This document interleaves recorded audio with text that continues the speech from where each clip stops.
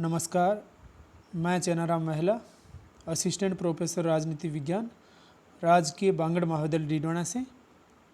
तुलनात्मक शासन व राजनीति के अंतर्गत आज हम ब्रिटेन के संविधान की विशेषताएं पढ़ रहे हैं, उन पर हम चर्चा कर रहे हैं। ब्रिटेन का जो संविधान है उसके स्रोत क्या है, ब्रिटिश संविधान का अस्तित्व है अथवा नहीं, और ब्रिटेन के संविधान की विशेषताएं क्या है, इन बिंदुओं पर आज हम चर्चा करेंगे।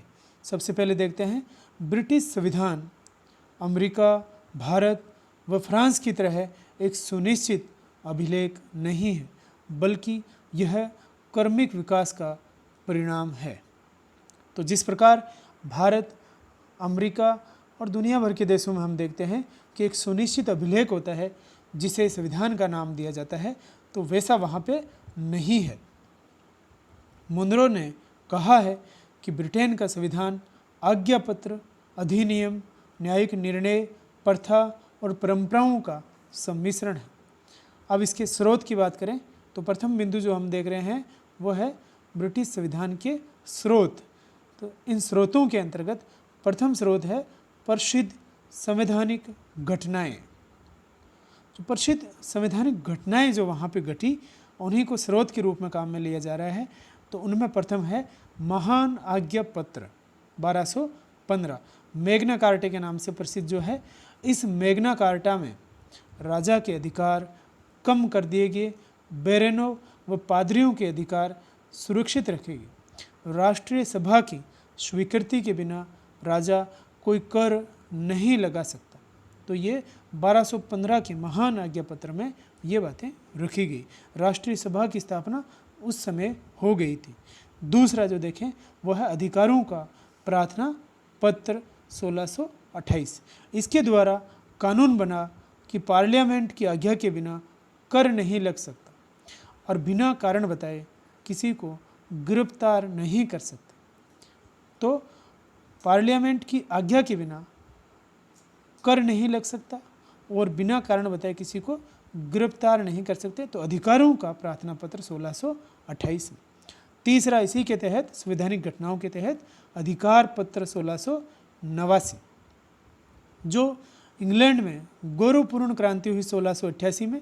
उसके बाद राजा और प्रजा के मध्य एक समझौता हुआ, राजा को संवैधानिक प्रधान स्वीकारा गया और ब्रिटिश संसद की सर्वोच्च सत्ता स्वीकार की गई। तो जो संसदात्मक शासन व्यवस्था आज हम प्रचलन में देखते हैं भारत सहित दूसरे देशों में, उसकी शुरुआत 1689 में ही ब्रिटेन में हो गई थी। दूसरा देखें इसमें परिनियम, स्रोत जो है वह है परिनियम। इस श्रेणी के अंतर्गत वह नियम आते हैं जिन्हें ब्रिटिश संसद ने समय समय पर सरकार के संगठन, अधिकार तथा कार्यकरण के परिवर्तन के उद्देश्य से पारित किया है। इसमें न्यायिक अधिनियम, बंदी प्रत्यक्षीकरण अधिनियम, स्थानीय शासन अधिनियम, आयरिश सरकार अधिनियम आदि शामिल है। तो ये परिनियम भी संविधान का एक महत्वपूर्ण स्रोत माना जाता है। तीसरा देखें तो वह है सामान्य विधि। यह उन नियमों का समूह है जिनका संसद विधि से पृथक विकास हुआ है और अंततः सारे राज्य में इनको मान्यता मिली। कानूनी नियमों और प्रथाओं के ऐसे समूह हैं जिन्होंने सदियों तक प्रयोग में आने से एक अटूट बंधन का स्वरूप धारण कर लिया है। तो सामान्य विधि के तौर पर है, संसद के द्वारा इनका निर्माण नहीं हुआ है। चौथा देखें तो वह है न्यायिक निर्णय। न्यायिक निर्णयों के रूप में वह निर्णय जिन्हें न्यायाधीशों ने चार्टर एवं अधिनियम की व्याख्या करते हुए दिए हैं। न्यायिक निर्णयों ने संविधान की व्याख्या व समीक्षा कर उसका विकास किया है। सांसदों के विशेषाधिकार एवं राजा के परमाधिकारों से संबंधित निर्णय इसमें शामिल है। तो ये वो निर्णय है जो न्यायाधीशों ने दूसरे अधिनियमों की, चार्टरों की व्याख्या करते हुए दिए हैं और उनको भी स्रोत मान लिया गया है। सांसदों के जो विशेषाधिकार हैं वो भारत में भी इसी से लिए गए हैं। पांचवें स्रोत की बात करें तो वह है परंपराएं।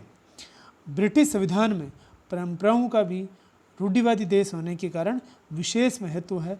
प्राचीन समय से प्रयोग में आने के कारण इनके प्रति जनता की अटूट श्रद्धा है। तो परंपराएं, न्यायिक निर्णय, अभिसमय और जो है अधिकार पत्र, प्रार्थना पत्र, यह है ब्रिटिश संविधान के स्रोत। ब्रिटिश संविधान को उपरोक्त सारी बातों के कारण ही बुद्धि और संयोग की संतान कहा गया है। तो अगर पूछे कि किस देश के संविधान को बुद्धि और संयोग की संतान कहा जाता है तो वह है ब्रिटिश संविधान। अब इसका दूसरा जो है बिंदु जिस पर हम आज चर्चा करेंगे वो है ब्रिटिश संविधान का वास्तविक अस्तित्व है अथवा नहीं। क्या वास्तव में ब्रिटेन में संविधान जैसा कुछ है या नहीं? कुछ विचारकों ने इस पर प्रश्न उठाए हैं। प्रथम देखें हम तो डी टोकविल, जो डी टोकविल है, उन्होंने कहा है इंग्लैंड में संविधान जैसी कोई चीज़ है ही नहीं। तो ये मानते हैं कि इंग्लैंड में संविधान जैसी कोई चीज़ नहीं है। इसी प्रकार थॉमस पेन की बात करें हम तो उन्होंने कहा है जहाँ संविधान को प्रत्यक्ष रूप में उपस्थित नहीं किया जा सकता वहाँ संविधान होता ही नहीं है। तो जहाँ संविधान को हम प्रत्यक्ष रूप से उपस्थित नहीं कर सकते वहाँ संविधान नहीं होता है। तो थॉमस पेन वो है जिन्होंने ब्रिटिश संविधान के अस्तित्व पर प्रश्न चिन्ह उठाया है। यदि इनके अनुसार हम देखें तो यदि संविधान का अर्थ या इसका तात्पर्य एकमात्र लिखित अभिलेख माना जाए जिसका निर्माण किसी संविधान निर्मात्री सभा द्वारा किया गया है तो निश्चित रूप से इंग्लैंड का कोई संविधान नहीं है। तो एकमात्र यही अगर हम तात्पर्य लगाएं इससे कि संविधान क्या होता है कि वो निश्चित एक लिखित अभिलेख होता है, तब तो इंग्लैंड में कोई संविधान नहीं है। लेकिन संविधान की असली परिभाषा क्या है, संविधान का अर्थ क्या है, तो वह है कोई लिखित अभिलेख नहीं बल्कि शासन से आधारभूत नियमों का निर्वहन है। अर्थात कि शासन निरंकुश नहीं होना चाहिए, शासन पर अंकुश होना चाहिए, शासन नियमों से बंधा हुआ होना चाहिए और वो नियम, वो शर्तें जिनसे सांसद ये जो है शासन बंधा हुआ होता है, जिनके शासन जिनका पालन करने के लिए कह सकते हैं बाध्य होता है, तो इसका अर्थ उन नियमों को हम क्या कहेंगे, उन्हें कहेंगे संविधान। और इस दृष्टि से ब्रिटेन में संविधान है। यही मुनरो का भी यही मानना है कि ब्रिटेन में जो न्यायिक निर्णय हैं, जो अभिसमय है, जो परंपराएं हैं, जो मैग्ना कार्टा है, वो सारे यहाँ का संविधान ही है। अर्थात ब्रिटेन में संविधान है। तीसरा जो बिंदु आज हम ले रहे थे वह है ब्रिटिश संविधान की विशेषताएं। ब्रिटेन में जो संविधान है, जिसको प्रथम संविधान भी हम कह सकते हैं आधुनिक युग का, उस संविधान को दुनिया भर के देशों के अंदर उसकी झलक हमें दिखलाई देती है। तो उस संविधान से क्या उसकी विशेषताएं हैं वो आज हम देख रहे हैं। प्रथम विशेषता की बात करें तो वह अलिखित संविधान। लिखित या अलिखित के आधार पर संविधानों को हम बांटे तो ब्रिटेन का संविधान अलिखित संविधान की श्रेणी में आता है। तो इसका अर्थ ये नहीं है कि संपूर्ण संविधान में कोई बात वहाँ पे लिखित स्वरूप में नहीं है। कुछ चीज़ें जो है, कुछ बातें जो अधिकार पत्र थे वो लिखित में है, लेकिन संपूर्ण रूप से जैसा भारत में संविधान लिखित है वैसा संविधान वहाँ पे नहीं लिखित है। ब्रिटिश संविधान का अधिकांश स्वरूप अलिखित है। ऐसा कोई अभिलेख उपलब्ध नहीं है, अभिलेख उपलब्ध नहीं है जिसमें ब्रिटिश संविधान पूर्ण रूपेण लिपिबद्ध हो। तो ऐसा अभिलेख उपलब्ध नहीं है जिसमें संविधान को लिपिबद्ध किया गया हो, तो इसलिए इसे अलिखित संविधान की श्रेणी में हम रखते हैं। दूसरी विशेषता की बात करें तो वह विकसित संविधान। संविधान दो प्रकार के होते हैं, निर्मित व विकसित। अमेरिका, भारत सहित कई सारे देशों के संविधान निर्मित है, जिनका निर्माण किसी निश्चित व्यक्ति समूह द्वारा एक निश्चित अवधि में होता है, अर्थात कि संविधान सभा द्वारा होता है। इसके विपरीत वह संविधान विकसित है जिसका निर्माण किसी निश्चित तिथि में संविधान सभा द्वारा नहीं किया जाता है, बल्कि वह कर्मिक विकास का परिणाम है। ब्रिटिश संविधान भी कर्मिक विकास का परिणाम है। निरंतर गतिशीलता ही ब्रिटिश संविधान की विशेषता। तो क्रमिक विकास के बाद ही संविधान उसे हम मानते हैं, तो इसलिए ये विकसित संविधान की श्रेणी में आता है, निर्मित संविधान की श्रेणी में नहीं आता है। तीसरी विशेषता की बात करें तो वह है लचीला संविधान। संविधान में संशोधन के आधार पर संविधान दो प्रकार के होते हैं, कठोर व लचीला संविधान। जिस संविधान में संशोधन आसानी से नहीं होता है उसे हम कठोर की श्रेणी में रखते हैं, और जिस संविधान में आसानी से संशोधन हो जाते हैं उन्हें लचीला संविधान कहते हैं।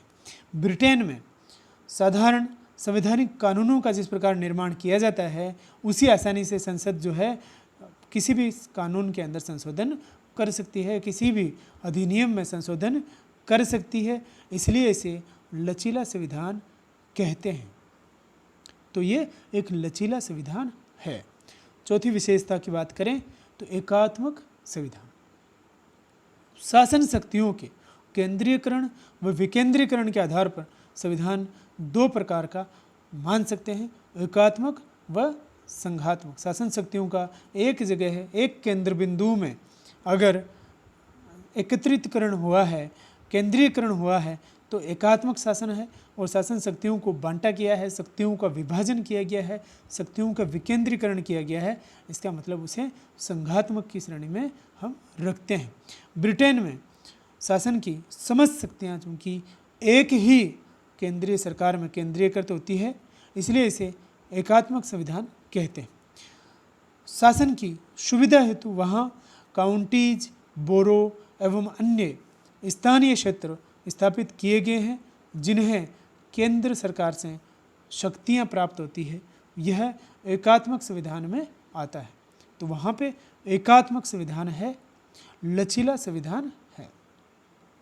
पांचवी विशेषता की बात करें तो वहाँ विधि का शासन है। विधि की जो अवधारणा है वो डायसी द्वारा दी गई है। विधि के शासन की बात करते हैं, ब्रिटेन की संविधान की एक प्रमुख विशेषता, ब्रिटेन में विधि का शासन स्थापित है। इसका अर्थ है कि कानून की दृष्टि में सभी व्यक्ति समान हैं।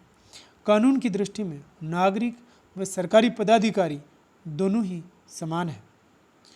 जिस प्रकार फ्रांस में अलग से प्रशासकीय कानून है सरकारी कार्मिकों के लिए, वैसा यहाँ पे नहीं है। राज्य शासन जो है वो स्वेच्छाचारी नहीं है, तो कानून जो है उसका शासन वहाँ पे विधि का शासन माना गया है। ऐसा नहीं है कि स्वेच्छाचारी शासन या निरंकुश शासन वहाँ है। छठवीं विशेषता की बात करें हम तो वो है संसद की सर्वोच्चता। तो सर्वोच्चता जो है वो वहाँ पे संसद को दी गई है, जिस प्रकार भारत में वो संविधान को दी गई है, तो वहाँ वो संसद में सारी शक्तियाँ केंद्रित कर दी गई है और सबसे ऊपर जो है वो संसद है। ब्रिटेन में संसद की सर्वोच्चता स्थापित है, संसद को असीमित शक्तियाँ वहाँ दी गई है। ब्रिटिश संसद की इन शक्तियों के बारे में विचारक डी लोमे ने कहा है, जो विचारक हैं डी लोमे, उन्होंने कहा है कि ब्रिटिश संसद सब कर सकती है सिवाय स्त्री को पुरुष व पुरुष को स्त्री बनाने के। तो इतनी ज़्यादा जो है इनकी शक्तियां हैं कि ऐसा जो है उनके द्वारा डी लोमे के द्वारा ऐसी इनको संज्ञा दी गई कि इतने ज़्यादा अधिकार है कि वो कुछ भी कर सकती है। ब्रिटिश संसद के अधिकारों पर कानून का कोई बंधन नहीं है। तो विधि का शासन है, संसद की वहाँ सर्वोच्चता निहित है। सातवीं विशेषता की बात करें हम तो वो है संसदात्मक शासन प्रणाली। संसदात्मक शासन प्रणाली व अध्यक्षात्मक शासन प्रणाली, जो दो शासन प्रणालियाँ पाई जाती है, उसमें से ब्रिटेन में है संसदात्मक शासन प्रणाली। ब्रिटेन में संसदात्मक शासन प्रणाली पाई जाती है। यहाँ कार्यपालिका व व्यवस्थापिका के बीच घनिष्ठ संबंध पाया जाता है। कार्यपालिका का निर्माण व्यवस्थापिका से ही होता है। कार्यपालिका व्यवस्थापिका के प्रति उत्तरदायी होती है। तो जिस प्रकार भारत में है उसी प्रकार वहाँ पे भारत में कार्यपालिका जो है वो उत्तरदायी होती है लोकसभा के प्रति, और वहाँ पे कार्यपालिका वहाँ की कॉमन सभा के प्रति उत्तरदायी होती है। वहाँ नाम मात्र व वास्तविक कार्यपालिका का भेद पाया जाता है। ब्रिटेन को संसदात्मक शासन प्रणाली का जनक भी कहा जाता है। तो नाम मात्र व वास्तविक कार्यपालिका का भेद, कार्यपालिका और व्यवस्थापिका के बीच घनिष्ठ संबंध, कार्यपालिका व्यवस्थापिका में से ही बनना और उसके प्रति उत्तरदायी रहना, जो संस्थात्मक शासन के प्रमुख गुण हैं, वो सारी विशेषताएं इसके अंदर पाई जाती हैं। 8वीं विशेषता की बात करें तो वह है वंशानुगत सिद्धांत। ब्रिटेन में वंशानुगत सिद्धांत पाया जाता है।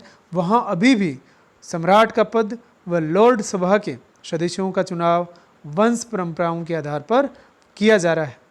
तो ब्रिटेन के अंदर सम्राट का पद आज भी वहाँ पे विद्यमान है। लॉर्ड सभा के सदस्यों का चुनाव भी अधिकतर सदस्य जो है वो वहाँ पे वंशानुगत ही होते हैं। तो इसलिए वंश परंपरा को अभी भी उनके द्वारा महत्व दिया जा रहा है। 9वीं विशेषता की बात करें तो अभिसमयों का बाहुल्य।